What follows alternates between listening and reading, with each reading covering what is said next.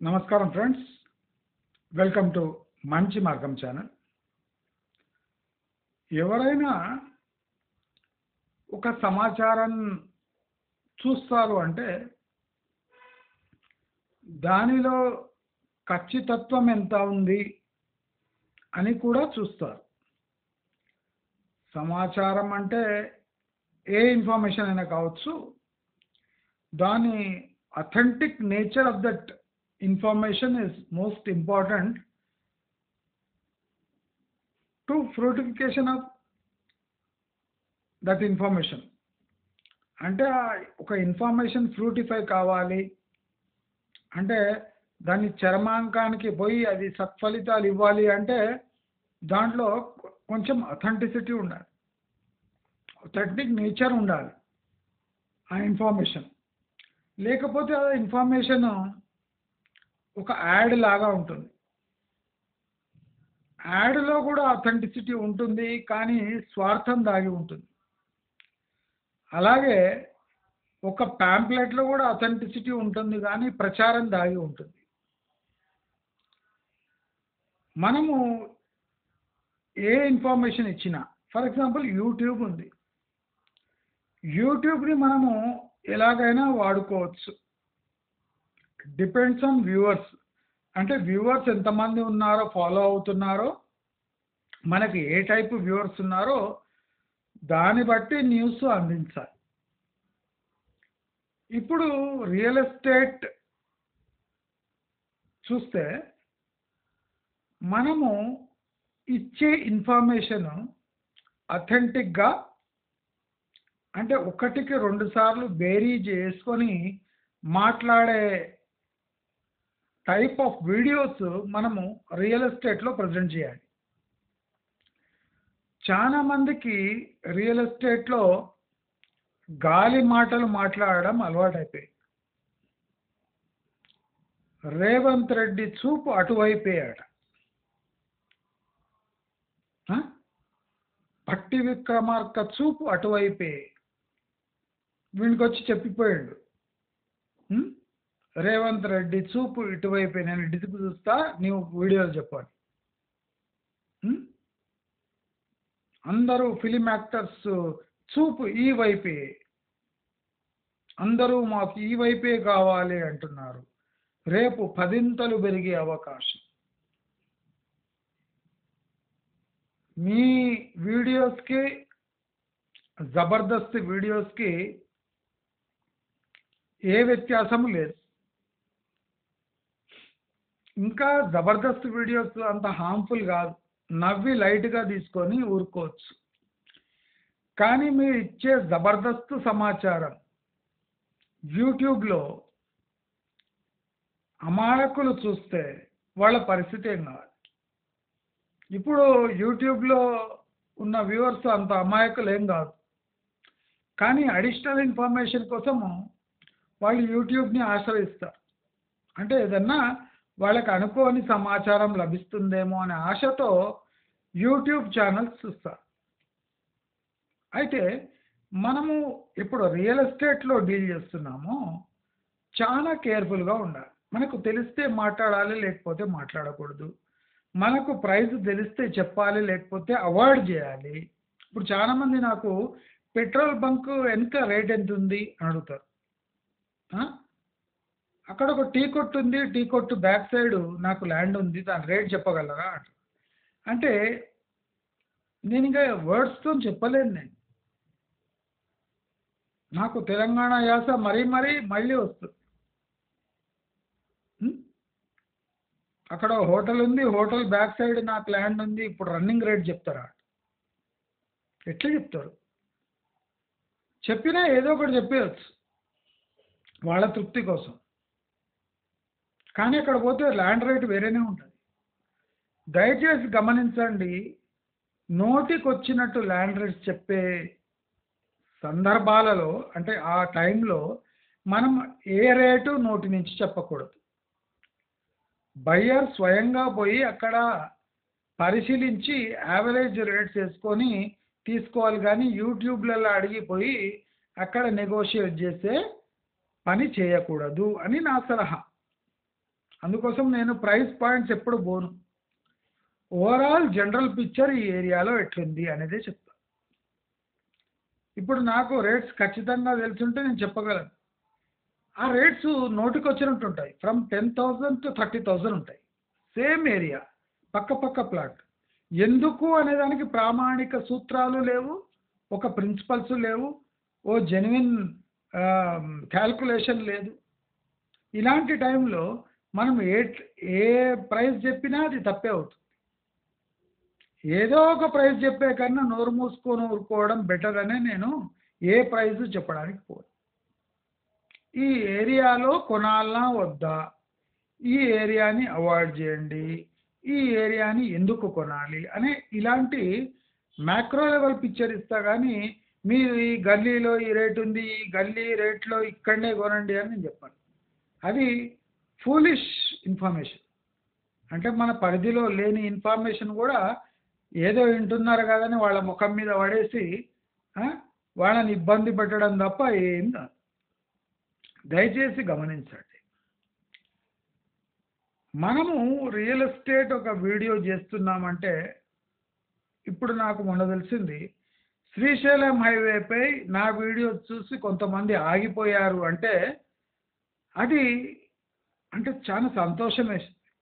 ఎందుకంటే రూపాయి కూడబెట్టుకొని ఒక ప్లాట్ కొందామనే మనిషికి ప్లాట్ కొన్నాక అక్కడ ప్రాజెక్టు రద్దయింది అంటే అది తీవ్రమైన దెబ్బ.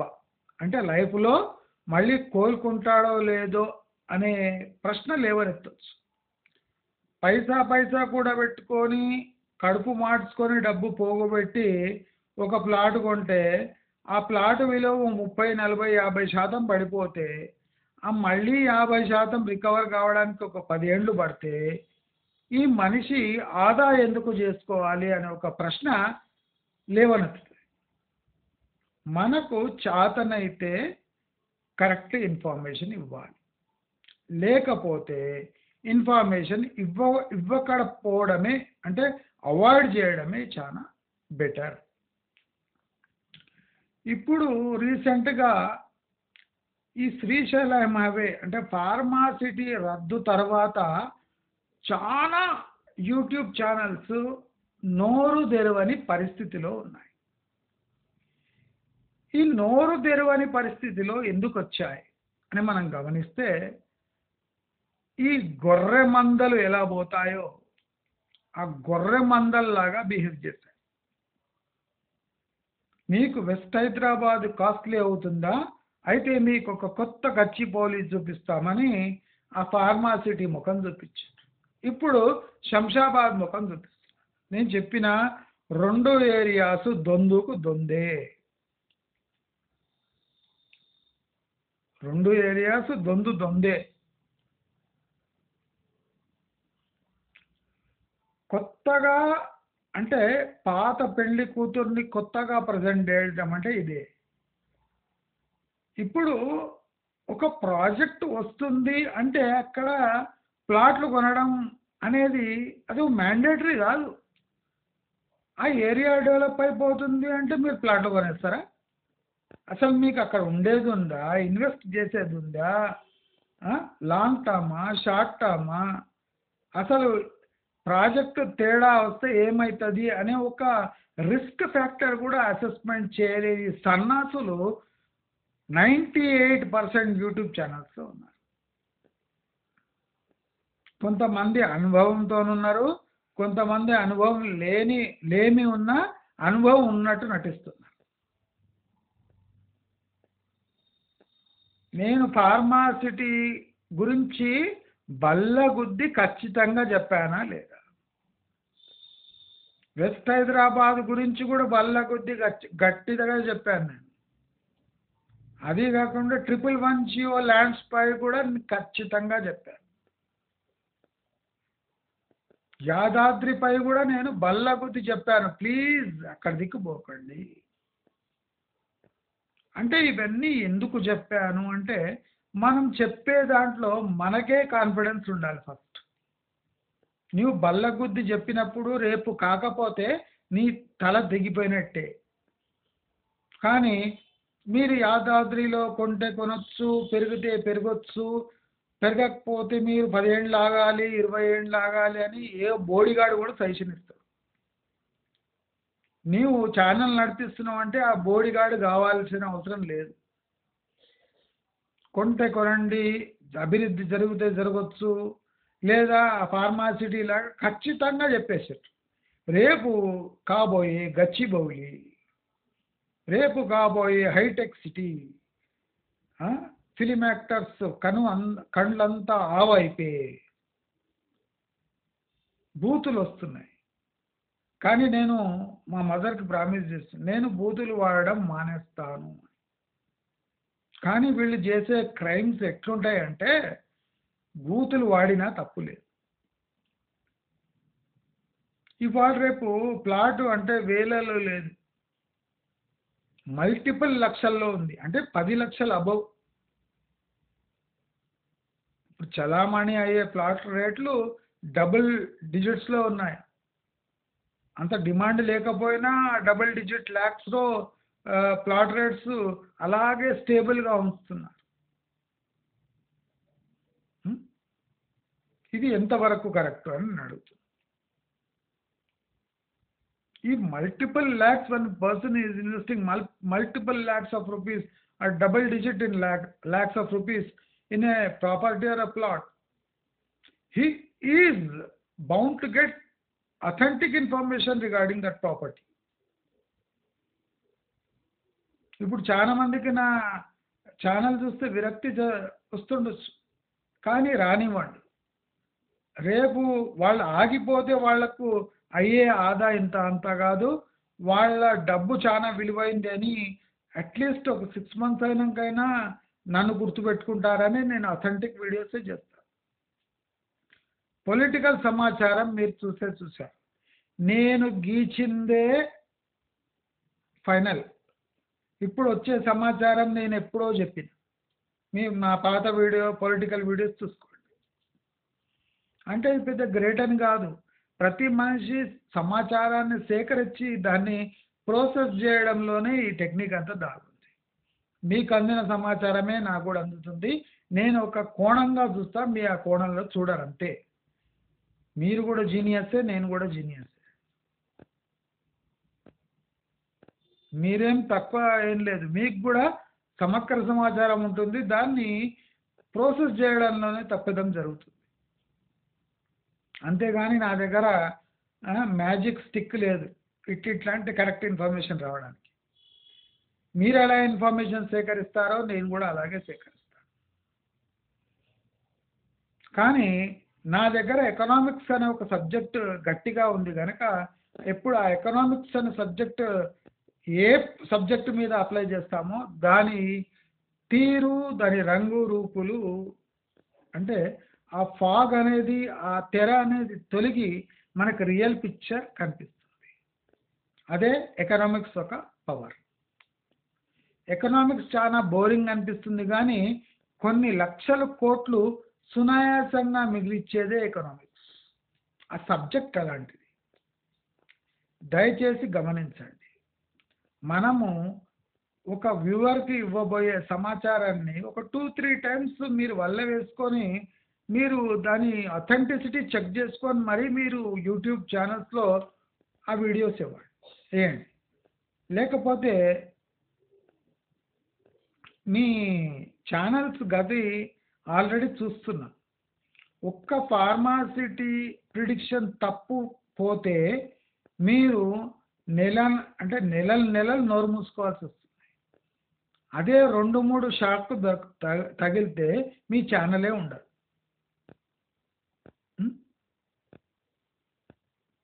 నేను ఆల్రెడీ ఒక సాయి ప్లాటిఫై అని శ్రీశైలం హైవేపై ఆయన చేసిన అన్ని వీడియోస్ చమత్కారంగా, అంటే ఆయన ఇచ్చిన డేటా.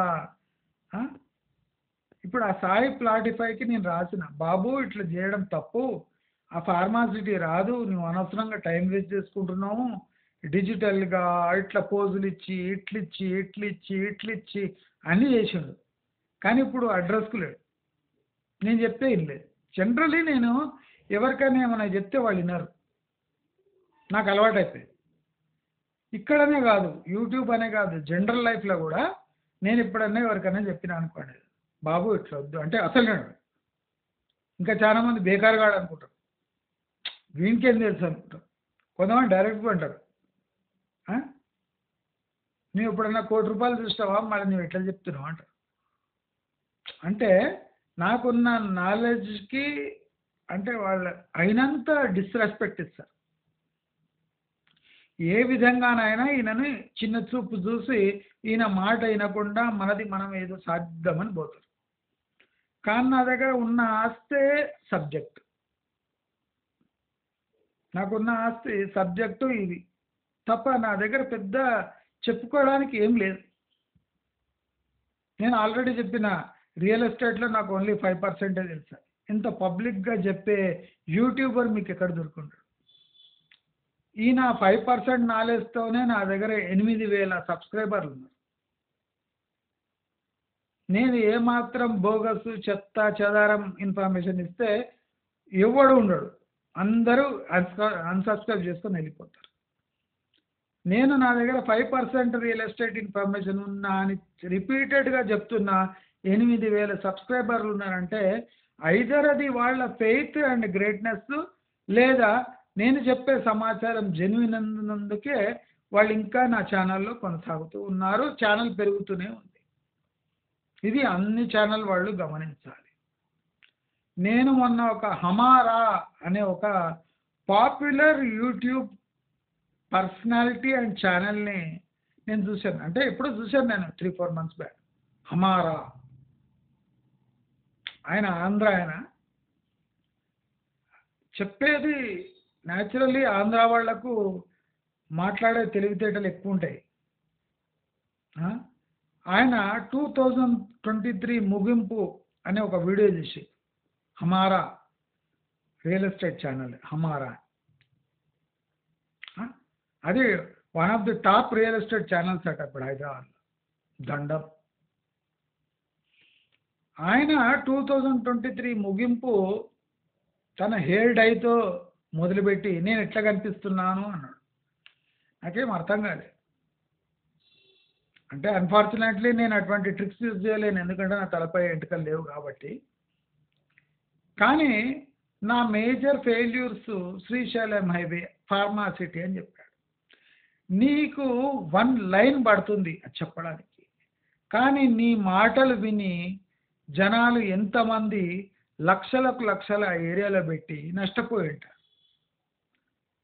నీకు ఆ ఏరియా గురించి లేదా నేచర్ ఆఫ్ ఇండస్ట్రీ గురించి ఖచ్చితమైన సమాచారం లేకపోతే అది డేంజరస్ ఇండస్ట్రీ అని తెలిసి గ్రీన్ ట్రైబ్యునల్ చాలాసార్లు ఆపిందని తెలిసినా మీరు ఆ చుట్టుముట్టు భూములు కనండి కోటీశ్వర్లు అవుతారని కళ్ళబొల్లి కబుర్లు చెప్పి ఇప్పుడు పోస్ట్ మార్టం చేయడానికి కూర్చుంటే ఎంతవరకు కరెక్ట్? నాకు ఆశ్చర్యం ఏమంటే ఆయన వెంటపడి కొట్టకుండా, ఏమండి మీరు చెప్పిన చాలా కరెక్ట్, చాలా కరెక్ట్, చాలా కరెక్ట్ అనే సన్నాసులు ఆ ఛానల్లో ఉన్నారంటే వాళ్ళకి దండాలి. ఆయన దగ్గర లీగల్ ఒపీనియన్ కూడా తీసుకుంటారంట, రియల్ ఎస్టేట్ గురించి ఆయనకు సజెషన్స్ తీసుకొని ఆయన సజెషన్స్ కూడా ఇస్తారట. ఆయన పెద్ద సక్సెస్ ఏమంటే అమరావతి భూములు కొనమని చెప్పిండంట. ఇప్పుడు చూసిండ్రా అమరావతి భూములు మొదటి రేటుకే వచ్చేసినాయి. ఈ అమరావతి కొనాలని ఎప్పుడూ చెప్పిన, 3rd 4th వీడియోలో చెప్పిన, ఎందుకు అని కూడా చెప్పిన, ఎక్కడెక్కడ ఆంధ్రప్రదేశ్లో కొనాలని కూడా జనరల్ నేను చెప్పిన, ఎందుకంటే ఆంధ్రప్రదేశ్లో నేను తలదూర్చాను, నాకు అంత ఇంట్రెస్ట్ లేదు కాబట్టి. ఈయన అమరావతి ప్లాట్స్ కొనమని చెప్పిండంటే ఇప్పుడు అవే రేటుకి వచ్చేసినాయంట. ఫస్ట్ ఏం రేట్ ఉంటే అప్పుడే లాస్ట్ 10 daysలో విపరీతంగా పెరిగినాయంట తెలంగాణ ఎలక్షన్స్ వల్ల. ఈ సమాచారం మీకు ఎప్పుడు చెప్పినా, మన వ్యూవర్స్కి ఎప్పుడు చెప్పినా మీరే చెప్పండి. పొలిటికల్ సమాచారం అయితే 100% ఖచ్చితంగా ఉంటుంది. ప్లస్ ఈ ఇన్ఫర్మేషన్ మీకు ఎప్పుడు చెప్పినా అమరావతి గురించి ఎక్కడెక్కడ కొనాలని కూడా మీకు బ్రీఫ్ పిక్చర్ ఇచ్చింది. ఆంధ్రప్రదేశ్ బార్డర్లో కూడా ఎక్కడెక్కడ కొనాలని మీకు చెప్పిన. ఈయన సక్సెస్ ఏమో అదంట, ఫెయిల్యూర్ ఏమో ఇదంట. ఉం? ఒక మనిషి బ్రేవ్ ఫేస్ పెట్టాలి, కానీ ఎప్పుడు పెట్టాలి? నీకు ఆ ఫేస్ చూపించే విధంగా ఉంటే పెట్టాలి. ఎంతమంది లైఫ్స్ నాశనం అయ్యుండొచ్చు ఈ ఫార్మాసిటీ నుంచి. ఫార్మాసిటీ కాదండి, వెస్ట్ హైదరాబాదే నేను క్లియర్గా చెప్పాను. హై రైజెస్లో తీసుకున్న వాళ్ళ లైఫ్ నాశనం అయిపోతుంది. ఇప్పుడు రాబోయే సంవత్సరాల్లో అక్షరాల నిజమై ఆ హై రైజెస్లో తీసుకున్న వాళ్ళంతా నాకు మెసేజ్ పెడతారు. ఇది ఖచ్చితం, రాసి పెట్టుకోండి.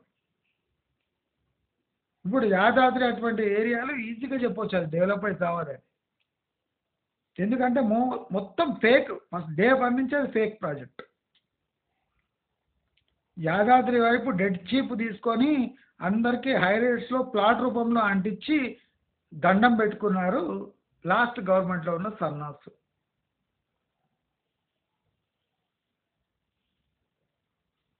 ఖచ్చితమైన ఇన్ఫర్మేషన్ ఉంటేనే రియల్ ఎస్టేట్ ఛానల్లో మీ వీడియోస్ పెట్టండి.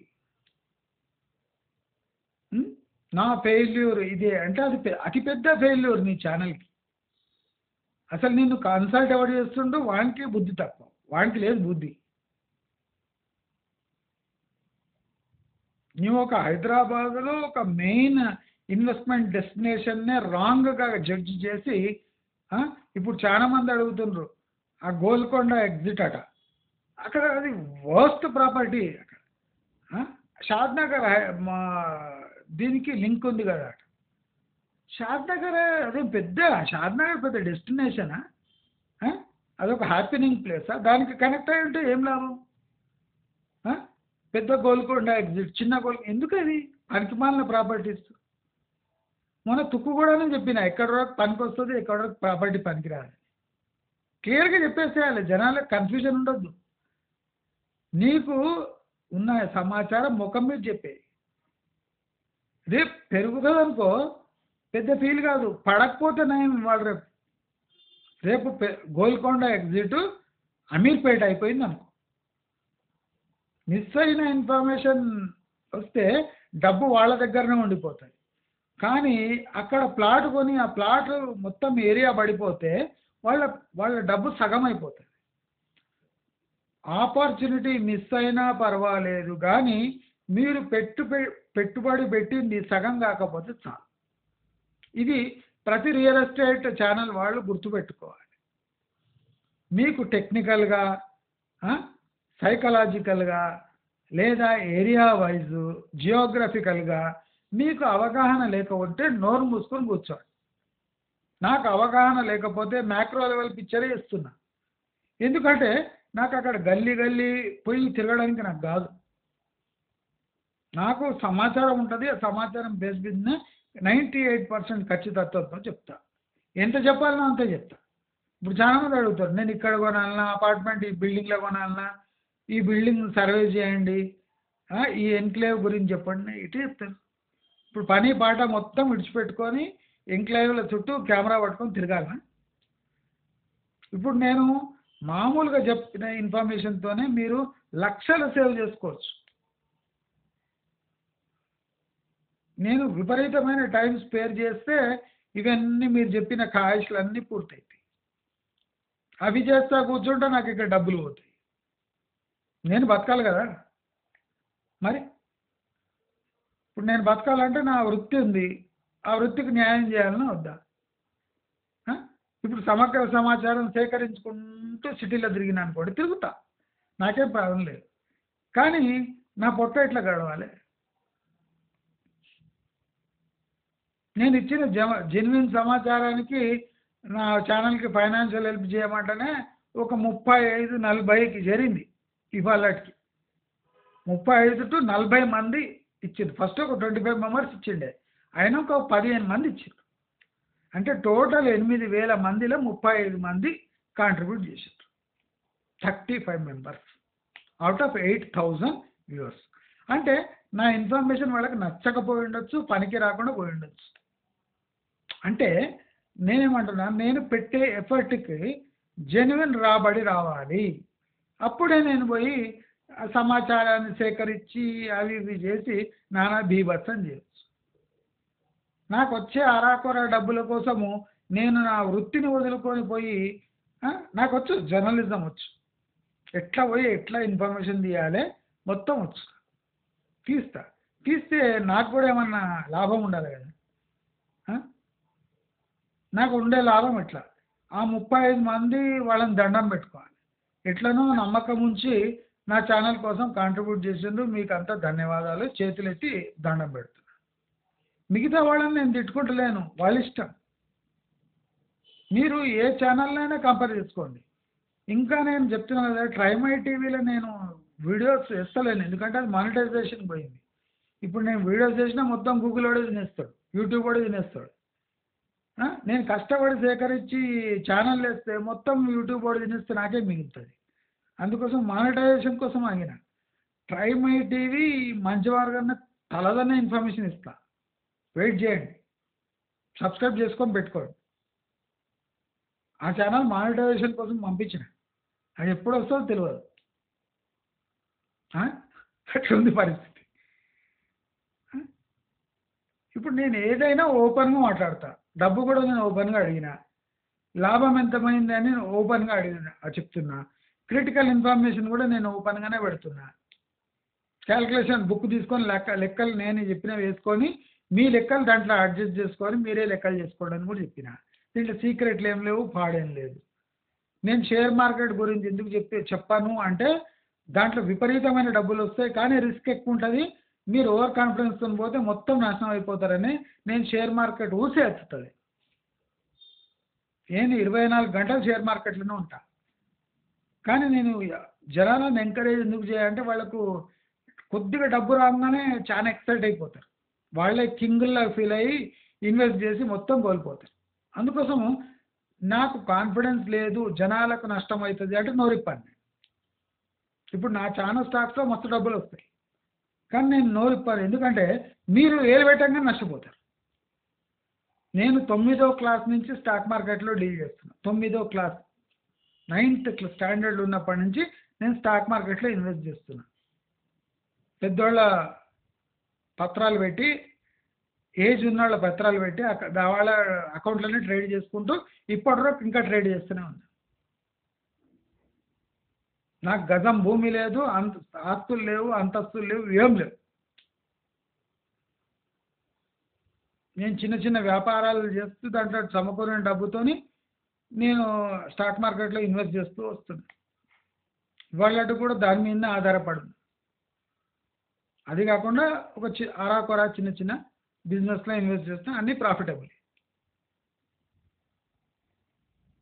నాకు ఎంత మంచి బిజినెస్ అయినా ప్రాఫిట్స్ రాకపోతే నాకు దానిపై విరక్తి కలుగుతుంది. నేను మళ్ళీ రిపీట్ చేస్తున్నా, మళ్ళీ రిక్వెస్ట్ చేస్తున్నా, దయచేసి రియల్ ఎస్టేట్లో ఇన్వెస్ట్ చేసే వాళ్ళతోని ఆడుకోకండి, వాళ్ళని కన్ఫ్యూజ్ చేయకండి. మీకు దగ్గర ఇన్ఫర్మేషన్ లేకుండా షేర్ చేయకండి. ఏదో జనరల్గా మాట్లాడండి, జనరల్ టాపిక్స్ మాట్లాడండి, పాలిటిక్స్ మాట్లాడండి. కానీ అనవసరమైన చెత్త చెదారం మొత్తం తీసుకొని వచ్చి వీళ్ళని ఎత్తినేసి వాళ్ళు పైసా కూడా పట్టుకొని ప్లాట్ తీసుకోవడానికి పోతారు, ప్రాపర్టీ తీసుకోవడానికి పోతారు. మీ చెత్త మాటలు విని వాళ్ళు ఏండ్లకు ఏండ్లు సంపాదించిన డబ్బంతా నీళ్ల పాలు కావడం అంత మంచిది కాదు. మీ వ్యూవర్షిప్ కోసం చెత్త యాక్ట్స్ చేసే అవసరం లేదు. జెన్యున్గా అడగండి, షేర్ చేయండి, సబ్స్క్రైబ్ చేయండి. మీరు మంచి ఇన్ఫర్మేషన్ ఇస్తే వాళ్ళే సబ్స్క్రైబర్స్ వస్తారు. మీరు ఇచ్చే చెత్త ఇన్ఫర్మేషన్ డిజిటల్ స్క్రీన్ మీద చేస్తే మీరు ఎక్కడే ఇస్తాం. మీరు అప్పుడే కన్సల్టెన్సీ బిజినెస్ కూడా తీసుకున్నారు. ఉన్న చెత్తనే వాళ్ళకి చూపించి ఇదే కరెక్ట్ ప్రాపర్టీ అని అమ్మితే అది పెద్ద గ్రేట్ కాదు. దయచేసి అందరూ గమనించండి, చూసేవాళ్ళు, యూట్యూబ్ ఛానల్స్ నడిపేవాళ్ళు, దయచేసి మంచి ఇన్ఫర్మేషన్, అథెంటిక్ ఇన్ఫర్మేషన్ ఇవ్వడానికి ట్రై చేయండి. ఈ పోస్ట్ మార్టంలు చేసి లాస్ట్ కన్నీళ్ళు నీళ్లు పెట్టుకొని ఏమండి ఏమనుకోకండి అంటే వాళ్ళు ఏమనుకునేది కాదు. వాళ్ళ డబ్బులు సగం అయిపోయి ఉంటాయి. ఏమనుకుంటారు వాళ్ళు? ఇంకా మన కర్మ అనుకొని వారు మూసుకుంటారు. నీవు క్షణంలో నీ యూట్యూబ్ ఛానల్ క్లోజ్ చేయవచ్చు, కానీ వాళ్ళు కోల్పోయిన లక్షల రూపాయలు సంపాదించాలంటే వాళ్ళు సగం జీవితకాలం మళ్ళీ పడుతుంది. దయచేసి ఈ పాయింట్స్ గమనించి అందరూ జెన్యున్ ఇన్ఫర్మేషన్ ఇస్తారని కోరుకుంటూ నమస్కారం.